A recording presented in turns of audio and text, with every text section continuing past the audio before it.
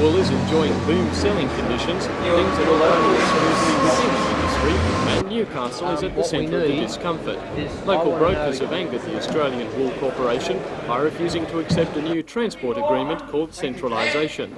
12 months ago, the principal shipper of Australian wool, Conference Lines, signed an agreement with the Australian Wool Corporation and the Wool Council of Australia, altering purchasing procedures. Under the arrangement, growers are required to pay the cost of transporting their bales to Sydney, Brisbane, Melbourne or Fremantle, a cost previously borne by the buyer. Newcastle brokers claim the agreement encourages growers to bypass Newcastle for Sydney and are fighting the decision by only passing on around 50% of freight charges, a measure they say has already cost them more than $120,000.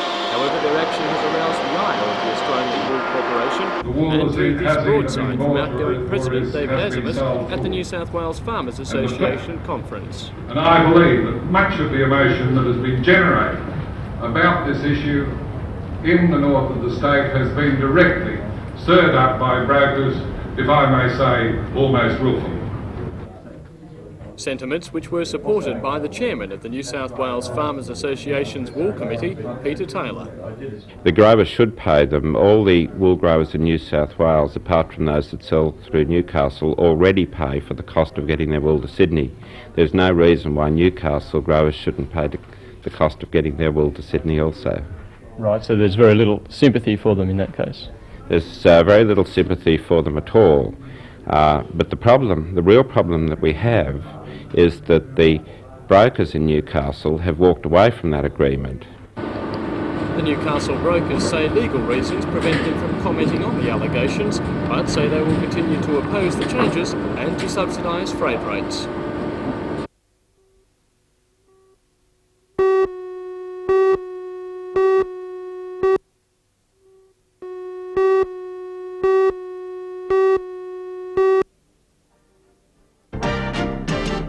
Tonight, armed thieves have bailed up security guards at a suburban shopping centre and made off with a large amount of money.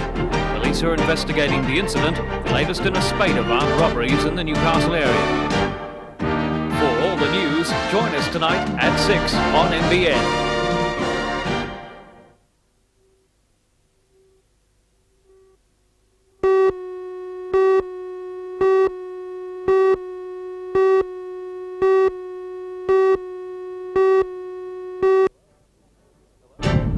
Hello, I'm Tom Hilston. 2 aviators have walked away from a light plane crash at East Maitland last night. Aviation experts are on the scene today trying to establish the cause of the crash. For all the news, join us tonight at 6 on NBN.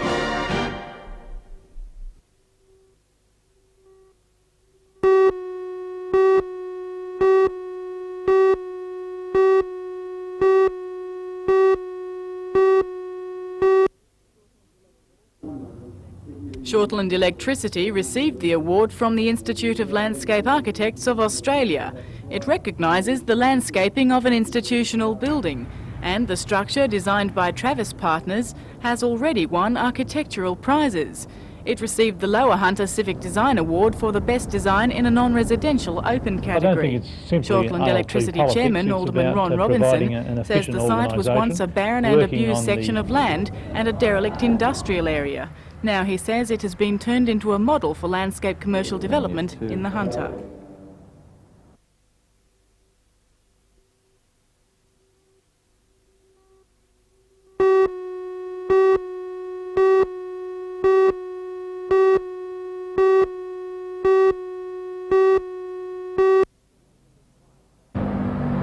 The usually quiet Central Coast town of Charmhaven was thrown into a hive of police activity today with the gruesome discovery of the murdered man's body at 8 o'clock this morning.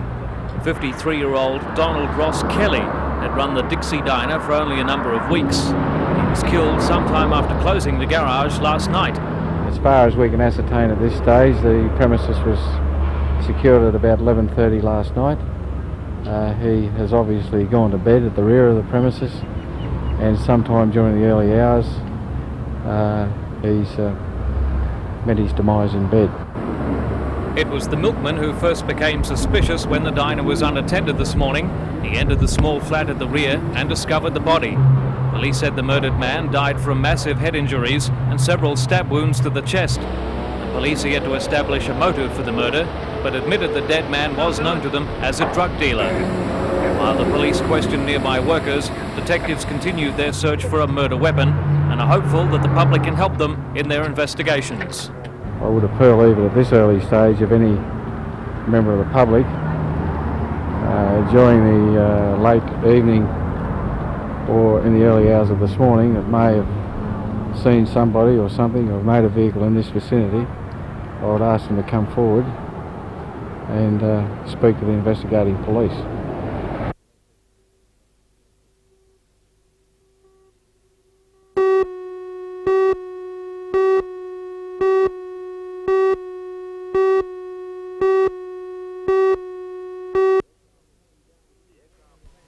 The aircraft came down 2 kilometres south of East Maitland late yesterday after the pilot reported failing oil pressure. According to experts, the pilot, who'd been flying for 6 months, had just minutes to prepare for the forced landing. Members of the Royal Newcastle Aero Club are inspecting the Cessna 152 this morning to assess damage caused by the crash. They say that if the undercarriage hadn't snagged a wire fence, the landing might well have been successful. Newcastle Aero Club senior instructor Bernie Saroff said the pilot had behaved flawlessly during an emergency that many pilots wouldn't face in a lifetime. Is that a pretty good effort for a new pilot? Excellent effort, yeah, but he's trained for that. We train people to fly, but we spend a lot of time in teaching them what to do in case of emergency, and a lot of our efforts put in that and just pays dividends, you can just see. It's believed the pilot was taking his father up on his first light aircraft flight when the emergency developed. The landing is the third drama in the district in a fortnight. Last week, a Port Macquarie pilot made a forced landing on a farm at Dungog after an instrument failure, and last Sunday a single-engine aircraft carrying 4 people made an emergency landing at Warnervale. No one has been hurt in any of the incidents.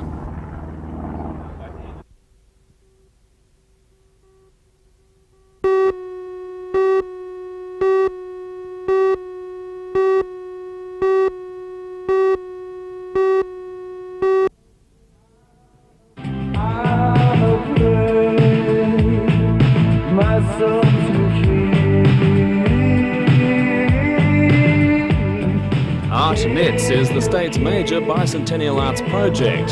30 artists from across Australia accepted an invitation to knit for the New South Wales Gallery, and the result is a far cry from the bulky jumper with the long sleeves your auntie made for fishing trips.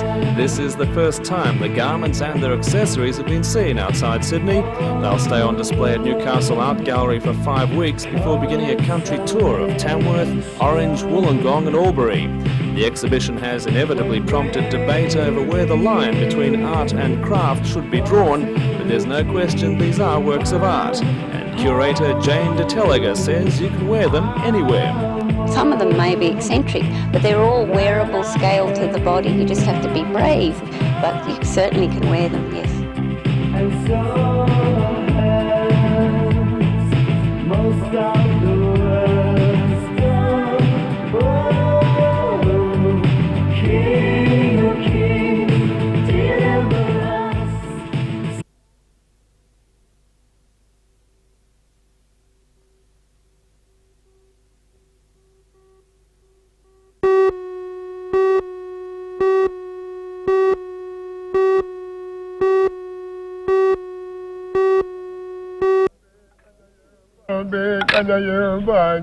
This week, how do local Aboriginal elders feel about the future of their culture in the hands of the next generation?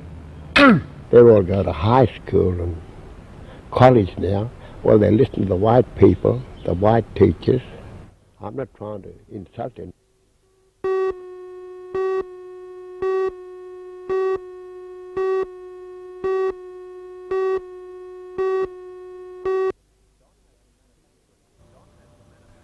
Don has been manufacturing his Novastock small-bore rifles for nearly a year.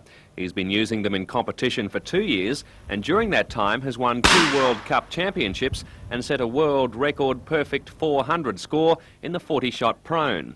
On the international scene, Don is regarded so highly that 5 members of the New Zealand Commonwealth Games squad are in Newcastle training under his expert eye. On a recent trip to Europe, Don fired a 399, just under his world record.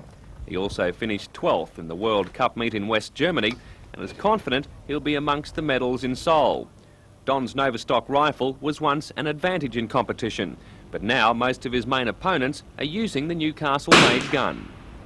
There's 5 of them now being used by the world elite, and they're all shooting pretty well, so I'll probably finish up shooting against my own guns over there, which will be interesting in one way. We'll find out who's the boss or not.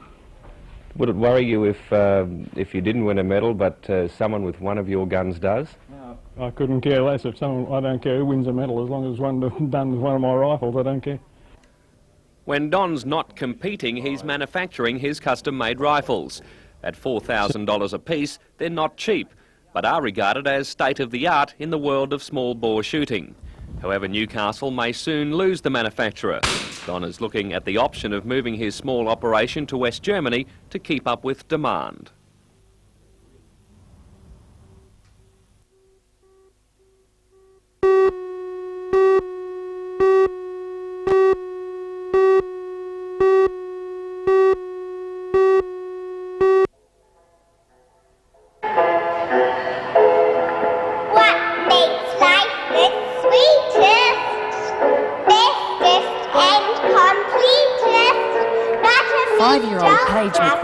Central Coast is the youngest of the competitors going to America. The vivacious tot seems quite unperturbed about having to perform either before an audience or before judges. Paige is one of 19 dancers from the area who will compete in the prestigious Astaire Championships, which get underway on July the 21st. The dancers will compete in a range of sections, including tap, jazz, classical and song and dance routines. Their teacher, Diane Talbot, says the girls are certainly in the running to win. They've already made it through preliminary heats with flying colours. Routines were done on video and were then flown to the US for judging. They managed to clinch 35 gold, 31 silver and 10 bronze awards. But the real test will come in the finals, when they perform live before the judges. Diane Talbot admits it's an ambitious project taking such a large number of dancers to compete, but she believes they'll have a good chance of succeeding. Well, we're going to give it our best shot. So far, we've done really well in the preliminaries. We have 35 gold medals, and I think that's fantastic. Yeah, it's a very ambitious thing to take so many of them. Yes, it is. Is this a first? Yes, this is a first. 19 students we're taking over, so it's quite a big job.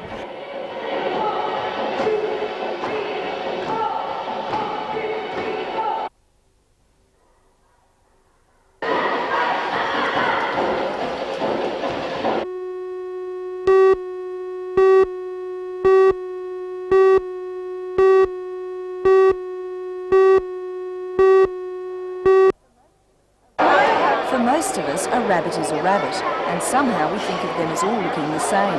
And although most of us are keen on the good old Easter bunny, rabbits are the curse of many a farmer.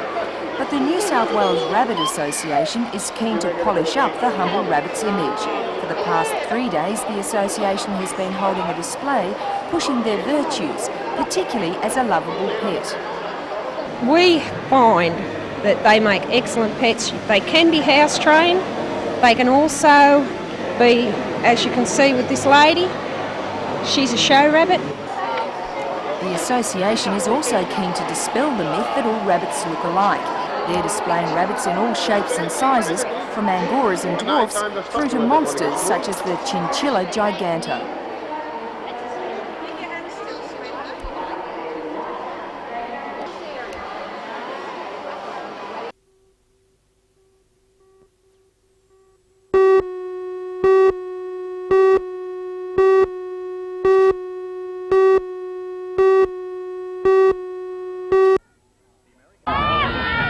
The American girls arrived in Newcastle on Friday for their visit, which lasts until the 25th of this month.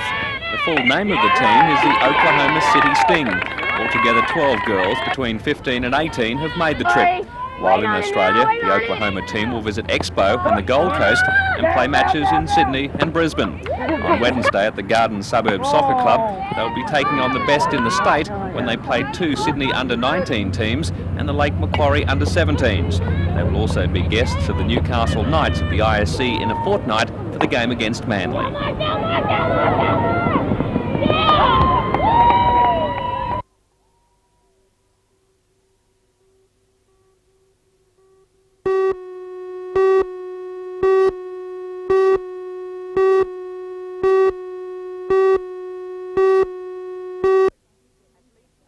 mistake.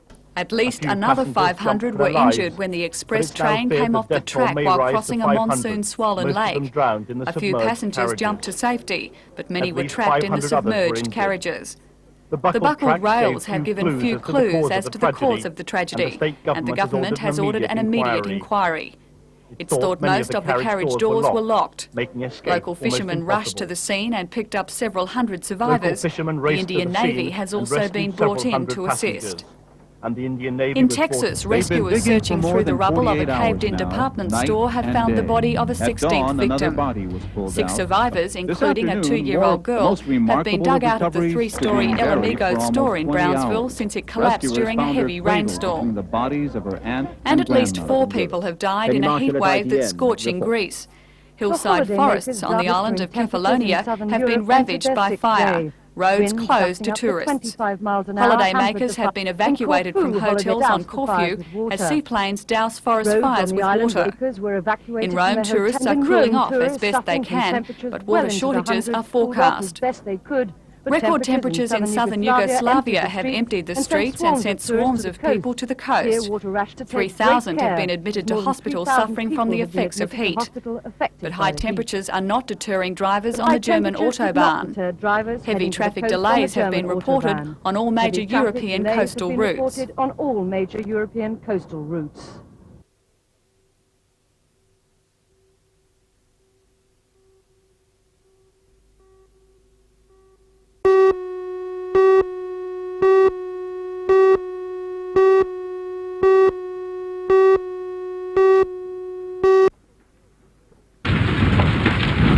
Residents of Crooks Hill reported a huge pall of smoke billowing above the derelict building at 4:30. The structure was well alight by the time firefighters arrived, and there was little they could do to prevent the fire spreading. First tankers on the scene used their own water, but backup brigades were frustrated by low water pressure from the hydrant. A relay hose was set up from a neighbouring street, and brigades took about half an hour to control the blaze.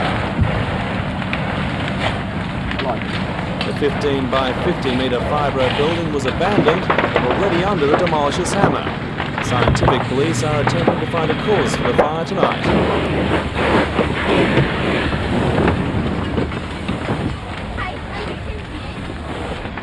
What's happening with the 70? 460 Relay the 360 come. Okay. They've got the bridge. They've got it.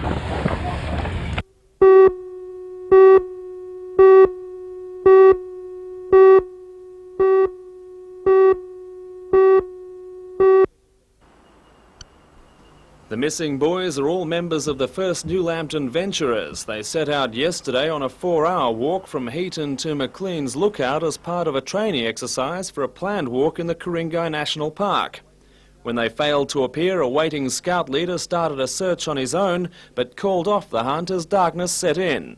Foresters and parents took up the search at first light. Late this evening, the boys are still missing, despite an intensive sweep by SES volunteers, police and the Westpac helicopter. 2 of the boys are experienced bushwalkers, while the 3rd is thought to be a novice. They are all equipped with tents, supplies and warm clothing, but Police Constable Dave Swilks says the venturers are missing in very rugged country. Although they are experienced with the venturers, there is some concern that they may have come or had a slight accident while in the bushland. There are slippery tracks, there are trees down, there may be that the trailer's closed and they've had to take a diversion which has taken further time. What can you do tonight when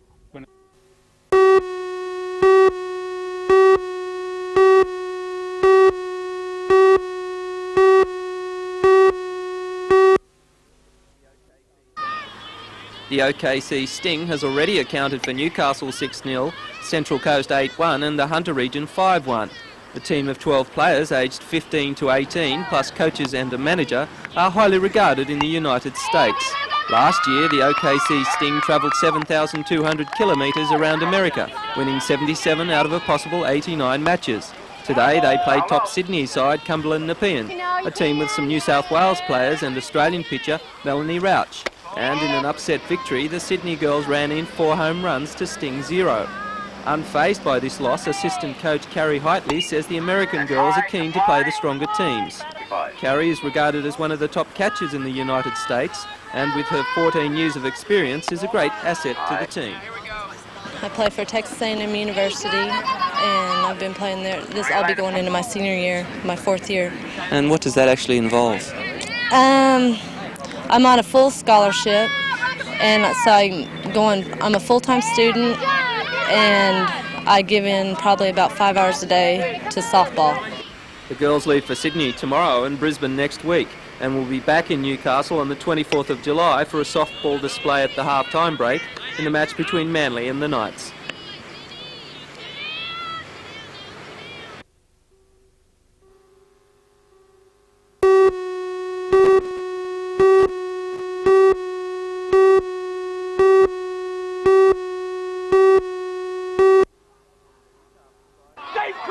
The Newcastle side is brimming with confidence after defeating competition front-runners Melita in their last home game. One of the reasons for the side's confidence is 19-year-old goalkeeper Craig Carter, who has only let in 3 goals in his last 10 appearances. Craig, who recently represented northern New South Wales, is particularly looking forward to Saturday's clash as he is playing against some old mates. We've got to get a revenge on the weekend, so we've got a few players at Newcastle that's going to Blacktown, so we should be able to, really get into them. Do you reckon that they might be getting a bit of stick? Oh, they'll give us stick and we'll give them stick, Craig is a cheeky player who, through his exuberance and short temper, has had several confrontations with authority. Nevertheless, Newcastle Australs coach Willie Gallagher has hinted great things for the big keeper. You're hoping to go to England next year. Can you tell us about that? I'm hoping to go, yeah. I want to go as soon as possible. I've mentioned to Willie, that's the coach, I've mentioned to him, and he said to see how I go this season, and I want to try my best over there if I go over.